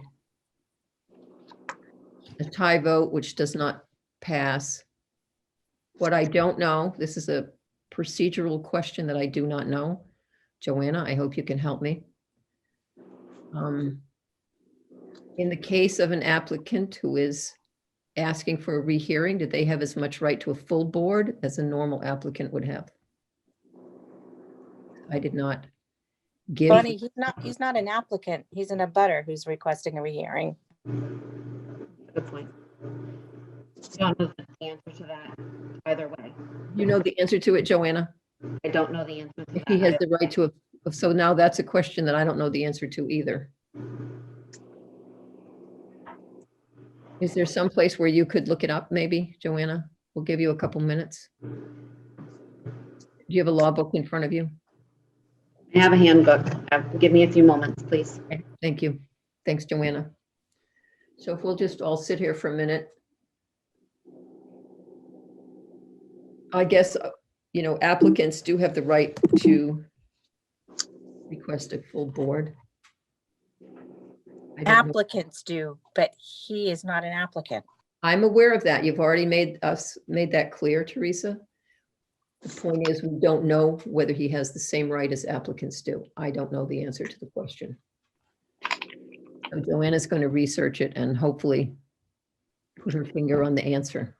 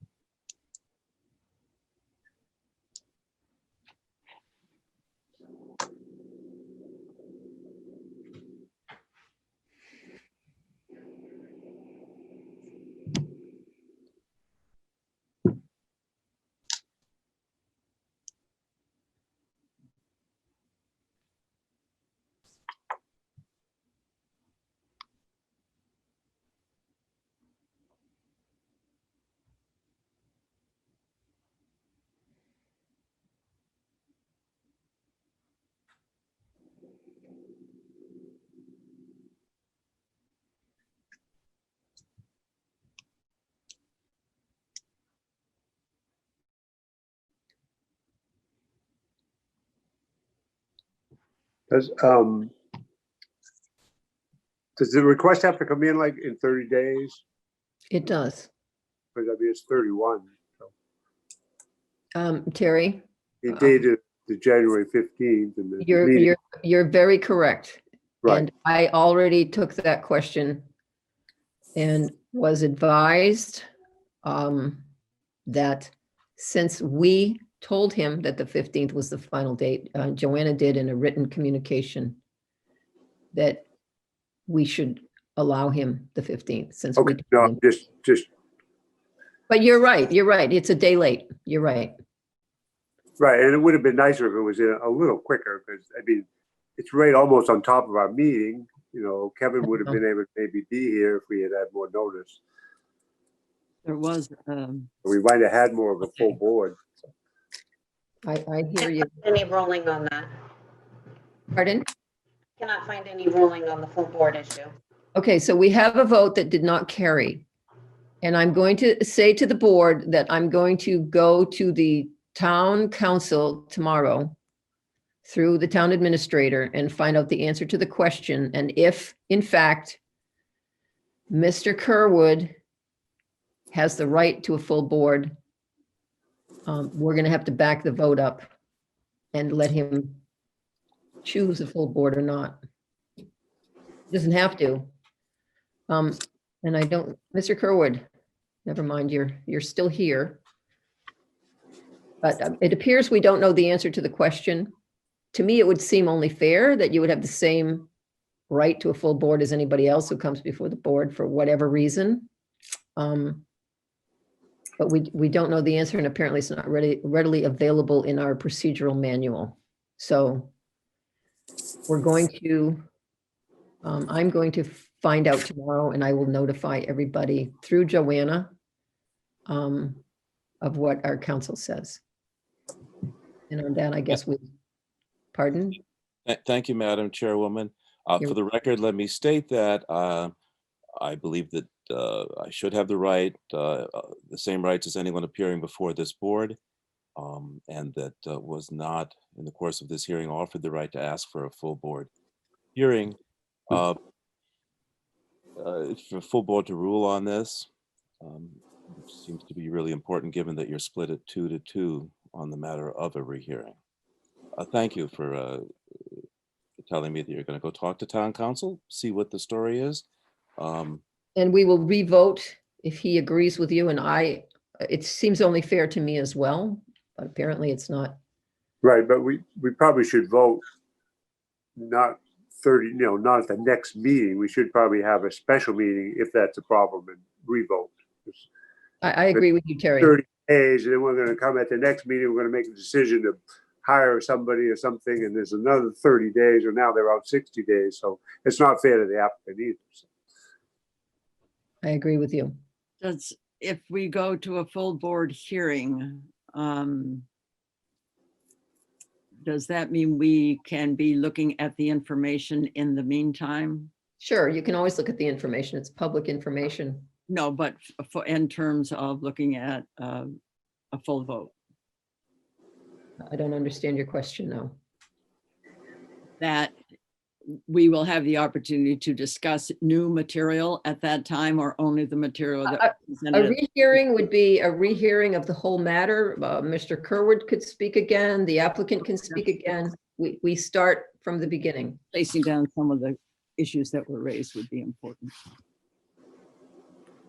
So yeah, we would be looking for new information at the rehearing that was not heard or considered at the last one because it wasn't brought up. Thank you. Mr. Berry has a question. Mr. Berry, did you have a question? I don't see his hand up. No. Well, I do it in real time and not digitally, so sorry about that. There are two questions at hand, and this is sort of a point of order. The question of rehearing is determined whether or not the board feels as though there is new evidence that they need to consider as part of a rehearing. Then, if the board decides that there is new evidence that they want to reconsider as part of a rehearing, then they schedule another public hearing. So there are two sections to this. I hear you, but I believe in Raylene's motion, she included a rehearing. So that means to me that she feels there's new evidence, and I don't disagree with her. Well, we were only voting on a rehearing. It wasn't. In reading this letter, I didn't, I think Mr. Kerwood this is the same stuff he told us in December 15th. So there's nothing really new. Madam Chairwoman? Mr. Kerwood. For the record, there was no mention of the right of this zoning board of adjustment to hire an independent evaluation of the area at the December 15th meeting.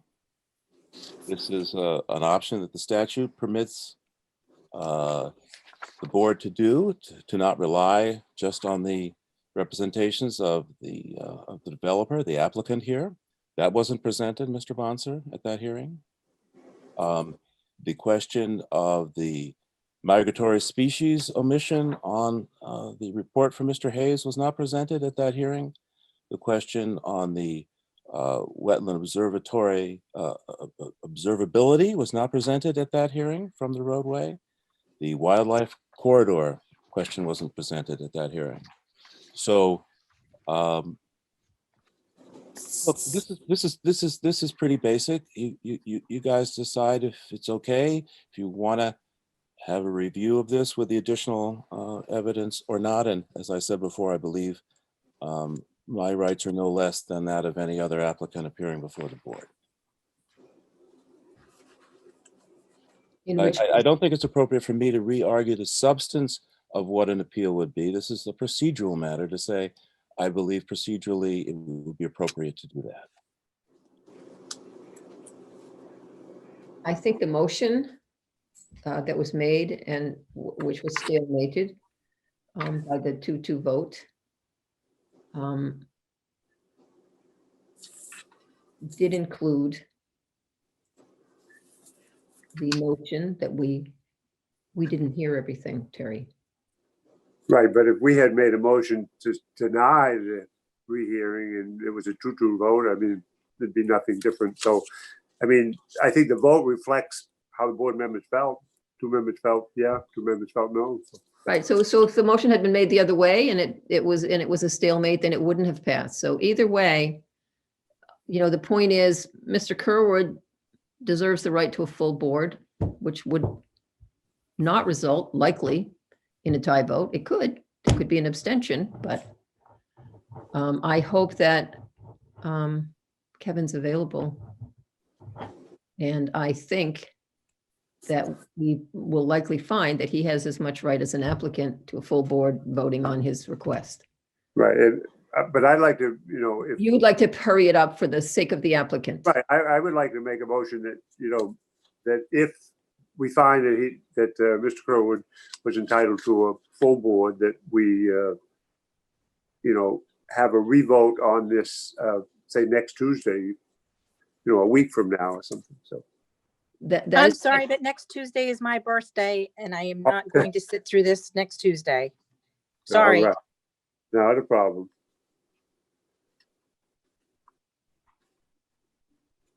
perhaps the following Tuesday, Terry. Well, we could, but I mean, it doesn't have to be a Tuesday, so it could be a Thursday. That's true. So Let us- Tuesday, February 2nd is fine with me, but not next Tuesday, please. Okay, Not that anything is going to be happening. It's just that it's my birthday and I would prefer not to be tied up on the phone. So, so is there a Tuesday between the two, Teresa? I'm asking because the 2nd is the date of the school deliberative session. You know, I'm the school moderator, so I expect them to postpone, but that depends on the governor coming up with an executive order that allows, never mind, it's very complicated because they have a bond on their warrant. So go with the 9th, Tuesday, the 9th. well, how about, like, Isn't there one in between is my question. Today is. Right. No, there What- isn't. the Oh, yeah, it's a 28th, short. That's right. 9 days? Or we could, it doesn't have to be a Tuesday either. Does anyone have constraints on any other evening? I have constraints on Thursdays. And one Wednesday a month, but that Wednesday's tomorrow, so it won't be tomorrow. I have constraints on the 2nd and 4th Wednesday of the month for the planning board. I'm sorry, I didn't hear that. You're breaking up. So how about a week from Thursday? What date is that? Let's just have a tentative date here so that everybody has it on their calendar. That would be the 28th. Okay. Does that work for you, Terry? No, it works for me, yep. Raylene? I don't have my calendar right in front of me. I think it's all right, but I don't have the calendar in front of me. Teresa, does that work for you? Yes. Okay. So I would ask, well, I'll be in touch with Joanna. Is tomorrow one of your days in the office, Joanna? Yes, it is. I'll be in touch with you tomorrow after we get some kind of advice about this, and then you can notify everybody. Okay. Probably we're picking Thursday, the 28th. And we are going to rehear any new evidence. No, we're going to revote on whether to rehear. Okay. That's all. It'll be a really quick meeting. We're All going to vote on whether to rehear. We'll meet at 7 o'clock on whether to rehear the case, Mr. DeBerto's case, at the request of Mr. Kerwood. When we have a full board. So we need to make sure Kevin or someone else can be here. Can be Kevin or Peter. Or both. Well, Kevin was involved on the original one. He went on Kevin? the site. Kevin would be the best. Yeah, I agree. He's very familiar with the case and the Right. issues. He was there and, yeah. So, moving on, unless anyone has anything further. And is that clear to everyone that we have had a tie vote that failed? And we have a question about the propriety of the vote since Mr. Kerwood not asked, Mr. Kerwood would prefer a full board for this. I'm sorry, Madam Chairwoman, did you address me? I had a blurb. Oh, no, it's okay. I just was saying that, going to try to meet on Thursday to revote this question. We're going to try to muster a full board. That's assuming that I'm told tomorrow that yes, you have the right to a full board vote. And that we would meet again on Thursday at 7 o'clock. So just be aware, and Joanna will notify members of the board if it comes to that.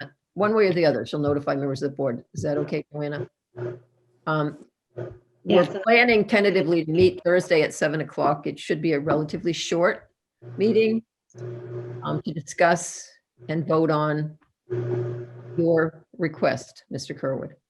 Mr. Berry will be invited.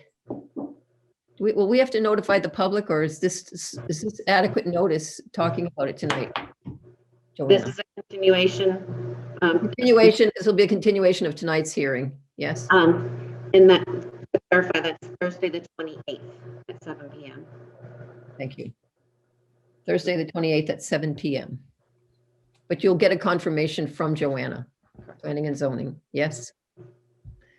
Okay, So, Madam Chairwoman, I'll be notified directly as well? you will, and Mr. Berry will be, Via email.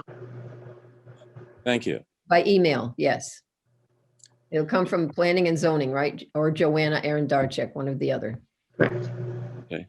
I'm learning to pronounce Aaron Darchek. I know. Thank you for your consideration and time, the Chairwoman and Madam Chairwoman and the board. Okay, then our next topic is minutes, unless you have staff updates, Joanna. I was remiss when you asked me earlier if we had anything else. There's also the zoning changes to discuss that are going to be on the ballot. So I wanted to make sure y'all are aware that there are zoning changes coming up. So do we have to take that up tonight? No, I more or less just to make y'all aware. I don't know if anybody has already been made aware and wants to discuss. It's looking, because I'm the moderators of both of those things, it's looking like the vote will be delayed. Yeah. The town vote and the school vote, hopefully.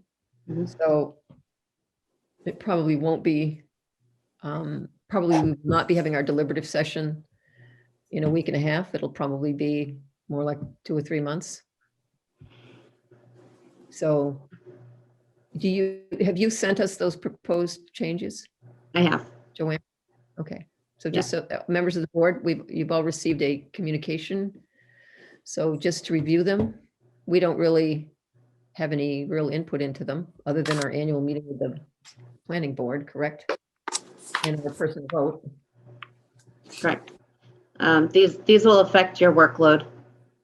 So definitely make yourselves aware. Okay, thank you. Well, and Bonnie, we do have input because we've got the changes in front of us. And if we have concerns or questions, we should be communicating with the planning board. Their public hearing on it is tomorrow night, correct, Joanna? Or next week? Next week? No, we've already voted to put them to ballot. Oh, you did already. Okay. Yes. Too late to change them. Yeah, All right. unfortunately, yeah. Okay, so the last topic on the agenda tonight is the minutes of the last meeting. Yep. And I move that we approve them as amended. And that was December 15th, December 7th, and December 14th. Sidewalks. So we have a motion on the floor to approve the minutes as presented. Do we Yeah, have- I'll second. Thank you, Terry. And seconded. All those in favor signify by saying aye. I'll say aye. Terry, Aye. Raylene, Aye. Teresa, Aye. 4-0. Minutes have been approved. So is that the end of our workload tonight, Joanna? Yes, it is. So I'm going to say that we are continuing our request for a rehearing from Mr. Stephen Kerwood until our next meeting, which will likely be February 28th at 7 PM. And January. otherwise, pardon? Otherwise, we're adjourning the rest of it. The rest of Right. it's complete, but we're continuing that one item. And that's January 28th at 7 PM, not February. February. Did I say February? You did. Ah! Rushing my life away. To January 28th at 7 PM. So I will now entertain a motion to adjourn the rest of the So meeting. moved. A second? I'll second it. All those in favor say aye, aye. Terry? Aye. Aileen? Teresa? Aye, You must be this dark spot next to your daughter. I am, just to keep the video off. It doesn't say Teresa's iPhone up there, so if I forget you, that's why. I can't see you. That's okay. Have a good night, everybody. Good night, everyone. Take care, everybody.